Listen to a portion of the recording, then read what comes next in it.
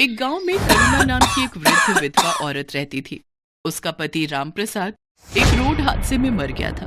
करुणा का एक लड़का भी था जो कि शहर में जाकर बस गया था और उसने वहीं शादी भी कर ली थी। करुणा अपना गुजारा करने के लिए अपने पति की पुरानी मोमोज की दुकान चलाया करती थी। बेटा, अब इन बूढ़ी हड्डियों में जान नहीं बची है, कब तक जिंदा रहूंगी नहीं पता। तू बस एक बार घर आ जा, तुझे देखने का बहुत मन कर रहा है। तेरे पिताजी के जाने के बाद तू ही तो एक सहारा है मेरा। माँ, मैं काम कर रहा हूँ, मेरे पास समय नहीं है, मैं नहीं आ सकता। और बार बार आप फोन मत करा कीजिए। सुधीर फिर फोन काट देता है। करुणा उदास मन लिए टेलीफोन बूथ से बाहर आती है। क्या हुआ भाभी जी, क्या बोला सुधीर? बस यही बोल रहा है कि समय मिलेगा तो आ जाऊंगा। अगर बुरा ना मानो भाभी जी तो एक बात बोलूं, सुधीर अब शहर जाकर बदल गया है। आप उसकी राह देखना बंद कर दें। धनीराम जी, कोई माँ अपने बच्चे को कभी भूल नहीं सकती। आप बताओ कितने पैसे हुए? मैं आपसे कैसे पैसे ले सकता हूँ भाभी जी? कोई बात नहीं, आप आराम से घर जाइए। नहीं धनीराम जी, आपके मुझ पर पहले से ही बहुत उपकार है। मैं पहले के पैसे आपके अभी तक नहीं दे पाई हूँ। पैसों का क्या है भाभी जी, जब हो आप तब दे देना। अभी आप आराम से घर जाइए। करुणा फिर वहां से घर आ जाती है और अपनी मोमोज की दुकान पर काम करने लगती है। आइए आइए, स्वादिष्ट और मजेदार मोमोज खाइए और अपने घर भी ले जाइए। आइए आइए। वो अपनी दुकान अकेले ही चलाती थी। बुढ़ापे की वजह से वो ज्यादा काम नहीं कर पाती थी, लेकिन फिर भी वो रोज मोमोज की दुकान खोलती और काम करती। गिने चुने लोग ही उसकी दुकान पर आते थे। कभी कभी तो एक आदमी भी उसकी दुकान पर नहीं आता था। करुणा का गुजर बसर बहुत मुश्किल हो गया था। करुणा बहुत धार्मिक स्वभाव की थी। वो हर रोज गणेश जी के मंदिर में जल चढ़ाने जाती थी और प्रार्थना किया करती थी। हे भगवान, इस अभागन पर दया दृष्टि डालो। जीवन बहुत कठिन हो गया है। लोगों से उधार लेकर मैंने अपने बेटे को पढ़ाया और अब वो मुझसे मिलने भी नहीं आता। मेरे पति के गुजर जाने के बाद उनकी दुकान चलाना मुश्किल हो गया है। कोई काम करने वाला नहीं है और अब इस बूढ़ी से इतना काम भी नहीं हो पाता। हे प्रभु, दया करो। ये बोलकर करुणा वहां से चली जाती है। करुणा निराश मन के साथ दुकान पर बैठी होती है। तभी करुणा के पास दो जुड़वा बच्चे आते हैं। दोनों की उम्र 16 साल थी। वो आकर करुणा से कहते हैं, मैया, हम दोनों भाइयों के पास कोई घर नहीं है, क्या आप हमको अपने साथ रखेंगी? हम इसके बदले आपका सारा काम करेंगे। बेटा, मैं खुद परेशान हूँ, मैं तुम्हें अपने साथ कैसे रख सकती हूँ? मैया, हम आपका सारा काम करेंगे, बस आप हमें अपने साथ रख लीजिए। ठीक है। करुणा को उन दोनों जुड़वा बच्चों पर दया आ जाती है और वो दोनों को अपने साथ रख लेती है। भगवान ने इस बार करुणा की पुकार सुन ली। वो दोनों भगवान के भेजे हुए दूत थे, जिनको भगवान ने करुणा की मदद के लिए करुणा के पास भेजा था। करुणा मोमोज का सामान बना रही होती है। माँ जी, ये काम आप हमें दे दीजिए, मोमोज हम बना लेंगे, आप जाकर आराम कीजिए। करुणा रसोई घर से बाहर आ जाती है। वो दोनों बच्चे उसके बाद गेट लगा देते हैं। थोड़ी देर बाद गेट खुलता है। करुणा देखती है कि सारे मोमोज बहुत अच्छे से तैयार हो गए हैं। करुणा ये देखकर बहुत खुश होती है। अरे वाह, तुम दोनों ने तो बहुत अच्छा काम किया है। फिर करुणा उन दोनों बच्चों के साथ अपनी मोमोज की दुकान खोलती है और मोमोज बेचने लगती है। आइए आइए, स्वादिष्ट और मजेदार मोमोज खाइए और अपने घर भी ले जाइए। आइए आइए। आज करुणा के मोमोज में से ऐसी खुशबू आ रही थी जैसी कभी नहीं आई। पूरे बाजार के लोग मोमोज की खुशबू से आकर्षित होकर करुणा की दुकान पर आने लगे और देखते ही देखते करुणा की दुकान पर भीड़ लग जाती है। अरे एक प्लेट मोमोज देना। मुझे भी दे दो एक प्लेट। अरे वाह वाह वाह, इतने स्वादिष्ट मोमोज तो मैंने आज तक कभी नहीं खाए। आहा हा हा, वाह वाह वाह वाह वाह। करुणा लोगों की ये सारी बातें सुनकर काफी खुश होती है। देखते ही देखते उसके सारे मोमोज बिक जाते हैं। आज तो बहुत अच्छी कमाई हो गई। अगर ऐसे ही मेरे मोमोज बिकने लगेंगे तो मेरा सारा कर्ज उतर जाएगा। दोनों बच्चे अब करुणा को कोई काम नहीं करने देते। दोनों मोमोज बनाते और करुणा के साथ उन्हें बेचने भी जाते। उन दोनों के बनाए मोमोज में ऐसा स्वाद था कि हर कोई उंगलियां चाटता रह जाता। एक रात की बात है। वो दोनों बच्चे रसोई घर का दरवाजा बंद करके मोमोज बना रहे थे। कमाल है, हर रोज ये दोनों रसोई घर बंद करके मोमोज क्यों बनाते हैं? आज देखती हूँ ये ऐसा करते क्या हैं। करुणा चुपके से जाकर खिड़की में से झांकती है। वो देखती है कि उन दोनों जुड़वा बच्चों के हाथ में से चमत्कारी शक्तियां निकलती हैं, जिससे मोमोज अपने आप बनते हैं। ये जादू देखकर करुणा दंग रह जाती है। वो तुरंत उन दोनों के पास जाती है। दरवाजा खोलो। जी माँ जी। तुम लोग कौन हो? क्या? मैंने सब देख लिया खिड़की में से, जल्दी बताओ। डरिए मत, हम आपको कोई नुकसान पहुंचाने नहीं आए हैं, बल्कि हम तो आपकी मदद करने आए हैं। हम भगवान के दूत हैं। हमें गणपति जी ने आपकी मदद के लिए भेजा है। क्या सच में गणपति भगवान ने आपको मेरी मदद के लिए भेजा है? हाँ माँ जी, आपकी परेशानी भगवान ने सुन ली और हमें आपकी मदद के लिए ही भेजा है। करुणा ये सब सुनकर बहुत खुश होती है। अब इसके बाद दोनों फरिश्तों के जादू से करुणा के दिन अच्छे होने लगे। दोनों दूत रोज अपने जादू से मोमोज बनाते और करुणा उसे बेच आती। देखते ही देखते करुणा की दुकान चल पड़ी। लोग उसके मोमोज दूर दूर से खाने आते थे।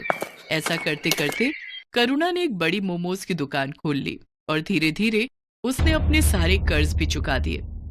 अब करुणा के पास धन की कोई कमी नहीं थी।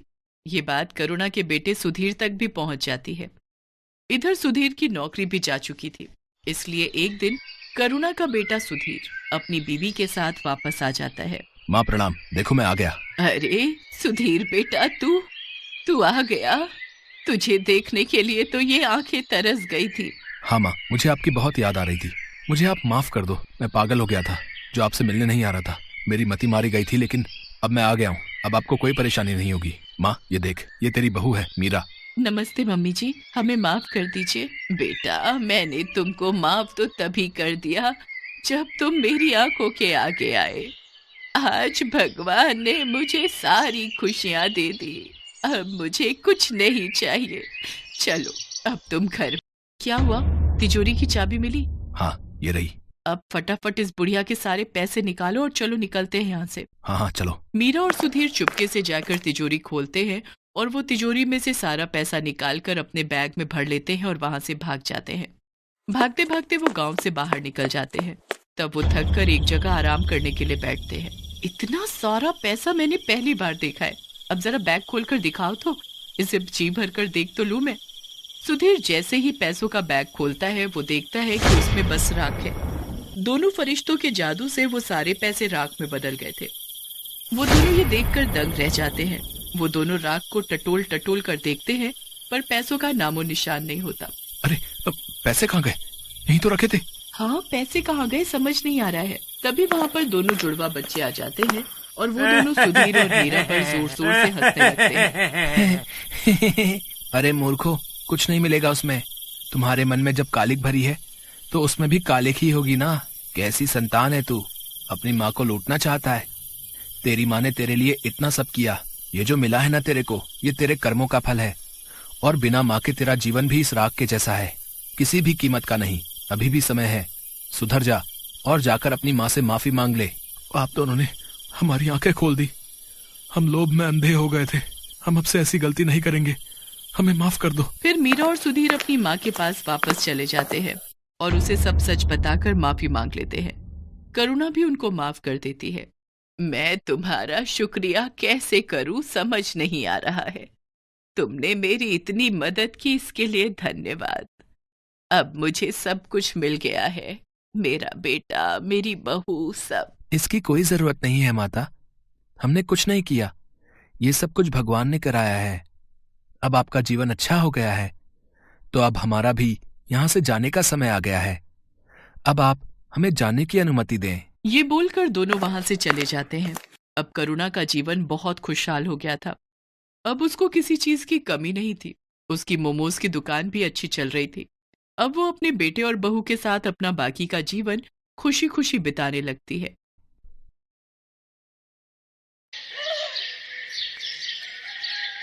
ये क्या माँ, तुमने तो कहा था कि आज तुम मेरे लिए समोसे बनाओगी, लेकिन ये तो दलिया है। अब कहा तो था, पर बेटा आज नहीं बना पाई।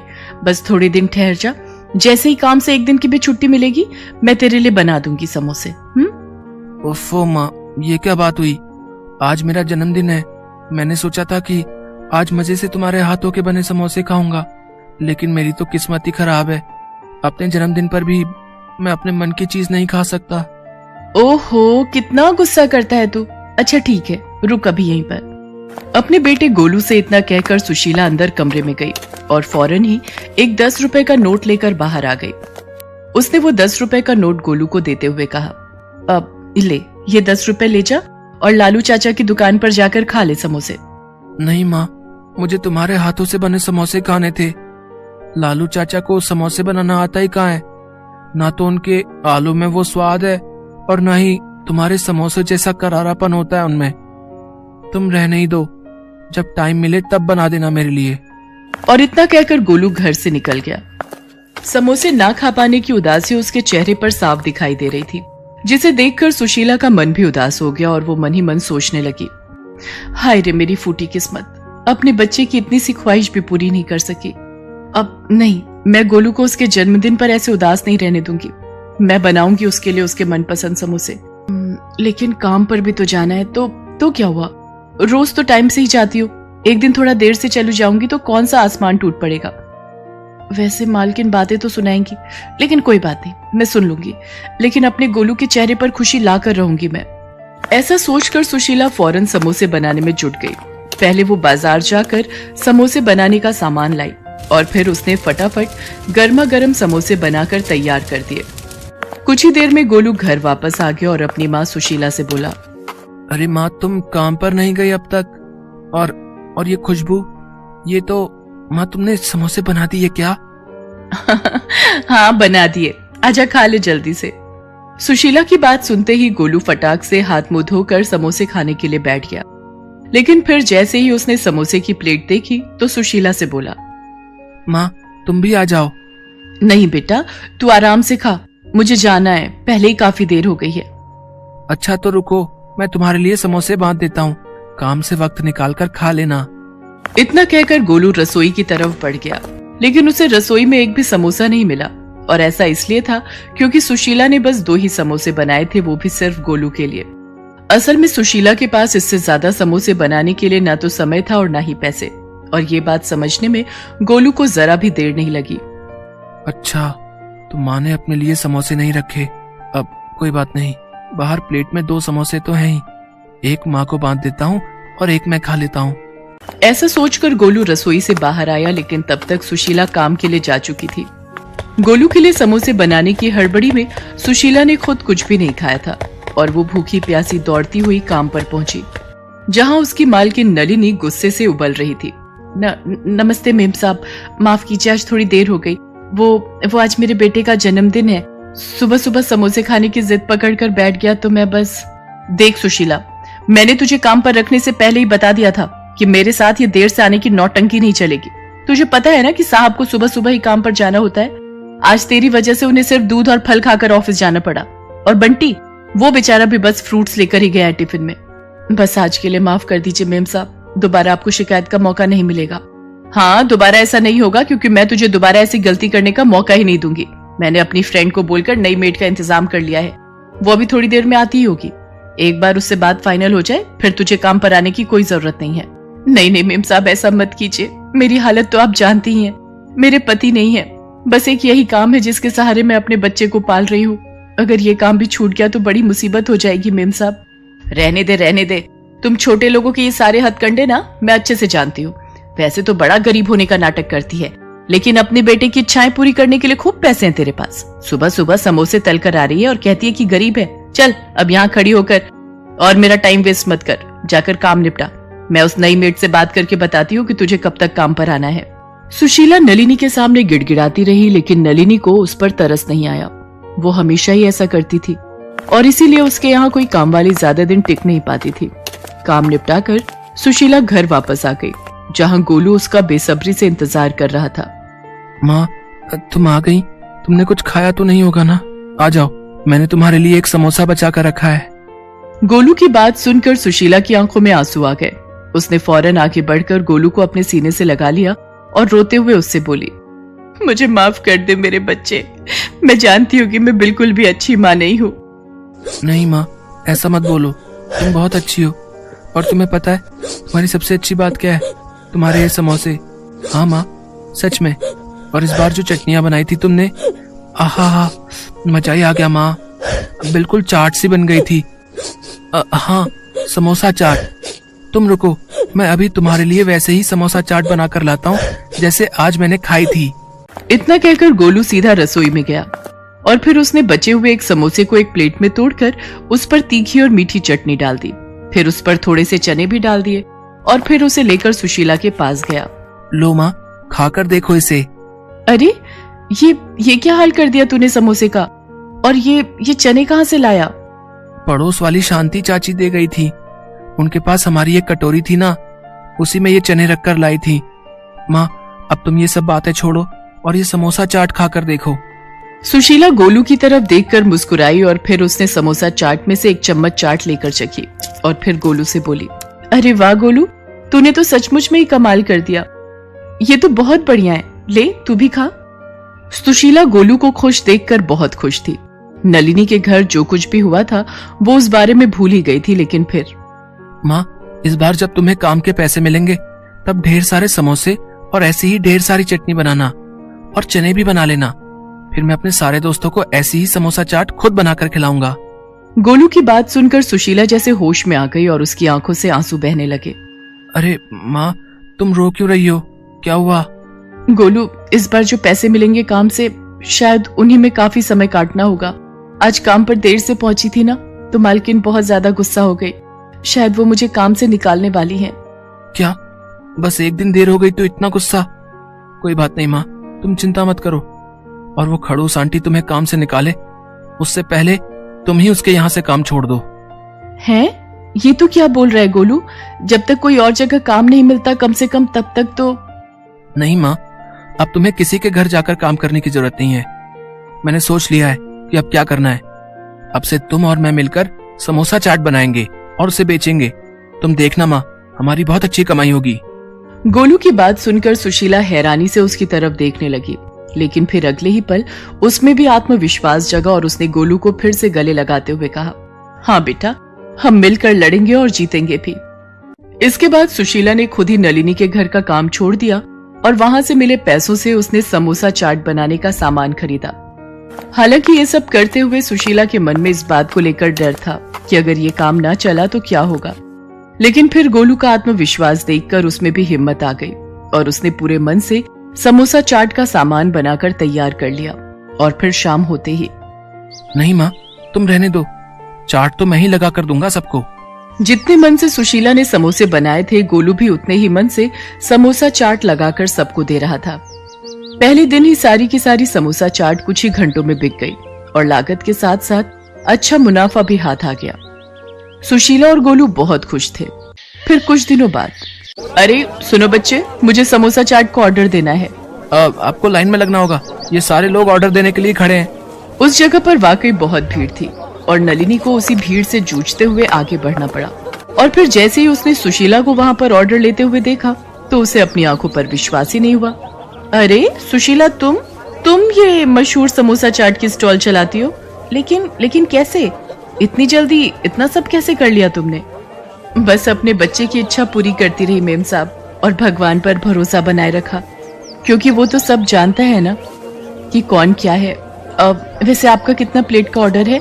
पैसे एडवांस ही देने होंगे आपको। सुशीला और गोलू की तरक्की जहां उन दोनों के लिए उनकी मेहनत का फल थी, तो वहीं नलिनी जैसे लोगों के लिए एक सीख भी थी कि भले ही आप कितने ही अमीर क्यों ना हो, कभी भी किसी को छोटा समझकर उसकी बेइज्जती नहीं करनी चाहिए। Thanks for watching.